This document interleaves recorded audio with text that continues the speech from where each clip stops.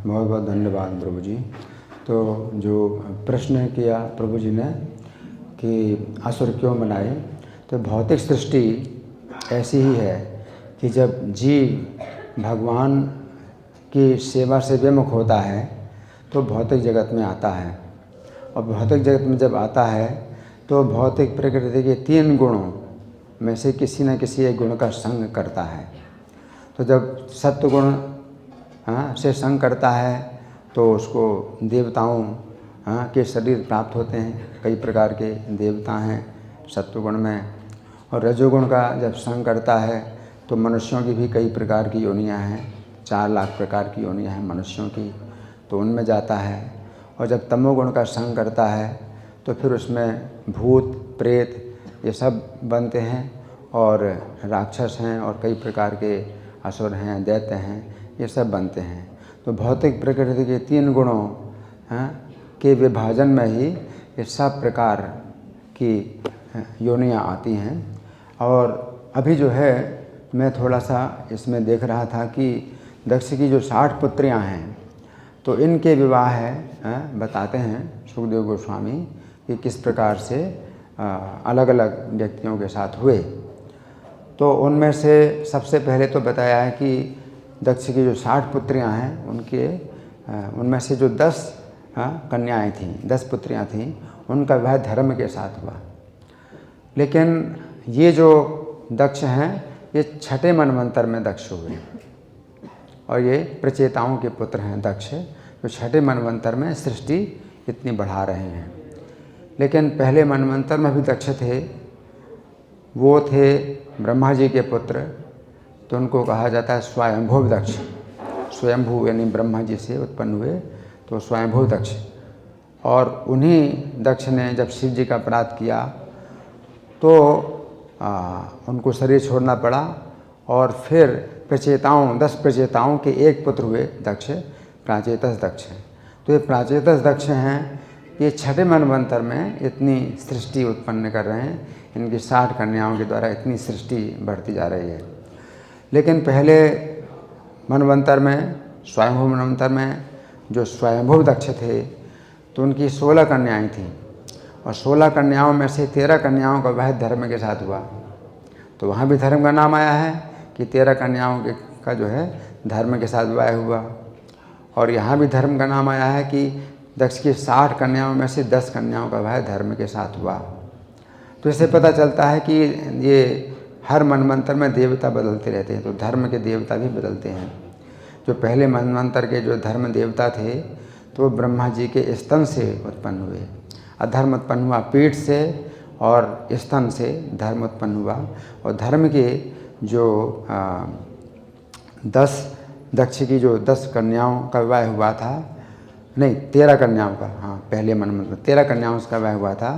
तो उनमें सबसे छोटी जो कन्या थी मूर्ति, उससे भगवान नर नारायण ने जन्म लिया था। तो वो स्वयंभू मनवंतर में, पहले मनवंतर में है। लेकिन अब जो चाक्षुष मनवंतर, जो 6ठा मनवंतर है, इसमें जो धर्म देवता हुए हैं तो इनका तो देखना पड़ेगा कि ये किसके पुत्र हैं। लेकिन इनके साथ जब दक्ष की ये 10 कन्याओं का विवाह हुआ तो उन 10 कन्याओं का जो है विवरण दिया गया है कि कौन को किस कन्या से किसका जन्म हुआ। तो धर्म का ये वंश है, धर्म देवता का वंश है जो 6ठे मनवंतर में हुए। तो इसमें जो 10 कन्याएं दक्ष की थी, 8वीं जो कन्या थी वसु, तो वसु का जो है विशेष यहाँ वर्णन किया जाता है कि वसु नाम की जो दक्ष की पुत्री थी, उससे जब धर्म का विवाह हुआ तो उनसे 8 वसु उत्पन्न हुए। तो माता का भी नाम वसु है, और जो पुत्र हैं वो भी वसु कहलाते हैं, लेकिन उन पुत्रों के अलग अलग नाम हैं।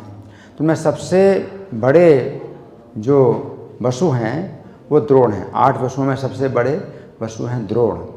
तो इनकी बहुत विशेष मतलब विशेषता है कि 10वें स्कंद में जब परीक्षित महाराज ने पूछा सुखदेव गोस्वामी से कि नंद महाराज का जो है ऐसा क्या विशेष जो है गुण हुआ पिछले जन्म में कि साक्षात भगवान जो है उनके पुत्र रूप में आए, नंद और यशोदा।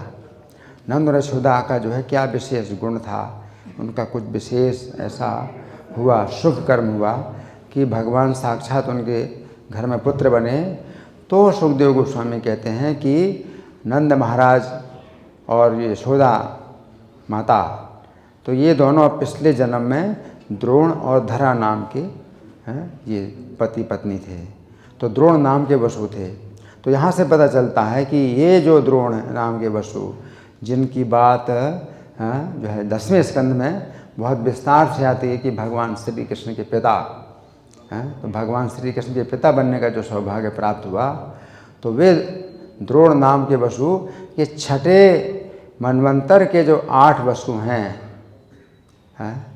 उनमें सबसे बड़े जो द्रोण हैं वही हैं जो कि नंद महाराज बने 7वें मनवंतर में। ये 7वां मनवंतर चल रहा है। तो ये द्रोण जो है इनको कभी कभी वसुदेव कहा जाता है, श्री कृष्ण के पिता वसुदेव, और श्री कृष्ण को वासुदेव कहा जाता है।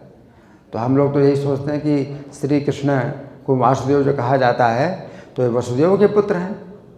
तो वसुदेव जो क्षत्रिय हैं, वंश में जो जन्म लेते हैं, तो श्री कृष्ण वसुदेव के पुत्र, इसलिए वासुदेव कहा जाता है। लेकिन श्री कृष्ण को वासुदेव कहा जाता है, ये वसुदेव के पुत्र हैं, क्योंकि ये जो है नंद महाराज को भी वसुदेव कहा जाता है।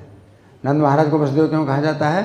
पिछले जन्म में द्रोण नाम के वसु थे और 8 वसुओं में सबसे श्रेष्ठ होने के कारण द्रोण को भी वसुदेव कहा जाता है। तो श्री कृष्ण को जब वासुदेव कहा जाता है, और वासुदेव का जो है विशेष ये नाम जब दिया जाता है कि कृष्ण के जो है बहुत से नाम हैं, तो वासुदेव भी जो है उनमें बहुत विशेष हैं।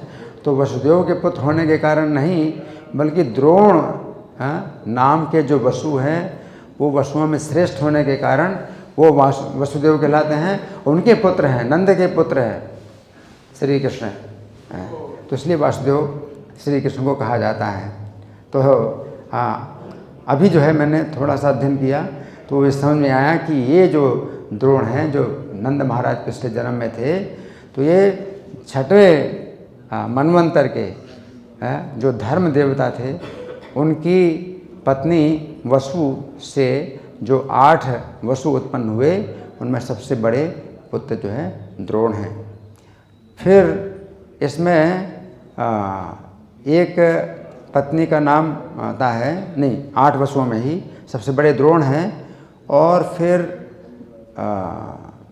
ये है ध्रुव, तीसरे वसु हैं ध्रुव। तो इसमें कुछ विशेषता मुझे समझ में आती है कि तीसरे वसु जो ध्रुव हैं, द्रोण सबसे बड़े हैं, दूसरे वसु प्राण, तीसरे वसु ध्रुव हैं। तो ध्रुव का विवाह हुआ धरणी से, उनसे विभिन्न नगरों की उत्पत्ति हुई। ये दक्ष की कन्या का वंश है। मतलब कितनी सृष्टि का विस्तार हुआ कि नगर भी जो है उस समय हुए। पहले नगर नहीं थे, है ना। तो पृथ्वी जो है मतलब ऐसी बसी थी, इतने नगरों की जो संख्या जो मतलब हुई है, तो ये सब जो है ये भी दक्ष की सृष्टि के अंदर आते हैं, नगर भी।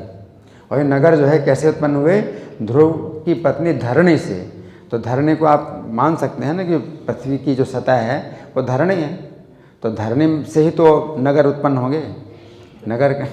नगर जो होते हैं, कितने प्रकार के नगर हैं, जितने भी नगर हों सब होते तो धरणी से ही हैं, तो धरणी की गोद में तो होते हैं, है ना। तो विभिन्न प्रकार के नगर हुए। और एक संकल्पा नाम की पत्नी है ध्रुव, धर्म की 10वीं जो पत्नी है संकल्पा। तो संकल्पा से इसमें बताया गया है कि संकल्प हुए, उनके पुत्र संकल्प हुए, और उनके पुत्र हुए काम आदि। तो संकल्प से काम होता है। तो ये भी जो है मतलब समझना चाहिए कि काम की उत्पत्ति कैसे होती है, संकल्प से होती है। या भगवान गीता में कहते हैं संगात संजायते कामः, संग से जो है काम उत्पन्न होता है ना। और यहाँ पर संकल्पा, धर्म की पत्नी संकल्पा है, और उससे जो है संकल्प उत्पन्न हुआ, और उससे फिर काम उत्पन्न हुआ। तो ये जो काम है ये धर्म है, के वंश में आता है, ये काम धर्म के वंश में आता है। तो ये जो काम है ये भगवान की विभूति है, क्योंकि भगवान के धर्मा विरुद्धो भूतेषु कामोऽस्मि भरतर्षभ है। तो वो धर्म के वंश में काम जो उत्पन्न हुआ है, तो ये जो है धर्म के अनुसार काम है। और संकल्पा, धर्म की पत्नी संकल्पा, उससे जो है संकल्प उत्पन्न हुआ, उस संकल्प से काम उत्पन्न हुआ। तो ये सब जो है सृष्टि बहुत पवित्र है। दक्ष के द्वारा ये जो सब सृष्टि हुई है ये बहुत पवित्र है। और विशेष रूप से धर्म जो 10 कन्याएं जो दक्ष की हैं, जो धर्म के साथ विवाहित हुई, तो उनसे जो है ये सब जो सृष्टि हुई है वो बहुत विशेष है और इसको समझना चाहिए। और विश्वकर्मा भी, इसमें पता चला कि विश्वकर्मा की भी उत्पत्ति हुई दक्ष के ही वंश में, कि वास्तु नाम की, कि वास्तु नाम के जो वसु हैं, वास्तु नाम के भी एक वसु हैं, वास्तु गिरसी 5, नहीं, वास्तु नाम के वसु, 8 वसुओं में 7वें नंबर के वास्तु नाम के जो वसु हैं उनके पुत्र हुए विश्वकर्मा। तो विश्वकर्मा जो देवताओं के शिल्पी हैं ये भी दक्ष के वंश में ही हैं। तो वास्तु नाम के वसु के पुत्र हुए विश्वकर्मा। और फिर और विशेष बात समझ आती है कि विश्वकर्मा का विवाह जब आकृति से हुआ तो चाक्षुष मनु का जन्म हुआ। तो छठवें मनवंतर के मनु हैं चाक्षुष मनु, तो ये विश्वकर्मा के पुत्र हैं चाक्षुष मनु। तो गर्ग संहिता में वर्णन आता है कि चाक्षुष मनु की जो कन्या थी ज्योतिषमती, तो ज्योतिषमती ने विवाह किया था, ज्योतिषमती ने तपस्या की थी बलदेव जी को पति रूप में प्राप्त करने के लिए। तो वो ज्योतिषमती जो है फिर अगले जन्म में 7वें मनवंतर में, जो 7वां मनवंतर चल रहा है, ये रेवती नाम की ककुदमी, राजा ककुदमी की पुत्री हुई रेवती, और ये जो है फिर बलराम जी की पत्नी बनी। तो ये सब अगर देखा जाए तो भागवत में ये सब नाम आते हैं जगह जगह पर, और इस तरह से अगर मिलान किया जाए तो बड़ा जो है इससे रहस्य पता चलते हैं और काफ़ी इनसे परिचय प्राप्त होता है कि कौन क्या है। तो दक्ष का बड़ा जो है महत्वपूर्ण कार्य हुआ है, और इतनी सृष्टि जो हुई है वो चाक्षुष मनवंतर में हुई है। स्वयंभू मनवंतर में सृष्टि का इतना विस्तार नहीं हुआ। उसके बाद दूसरा मनवंतर, तीसरा मनवंतर, चौथा मनवंतर, 5वां मनवंतर, ये सब मनवंतर बीत गए, सृष्टि का इतना विस्तार हुआ नहीं जितना सृष्टि का विस्तार दक्ष की कन्याओं के द्वारा हुआ। हरे कृष्ण।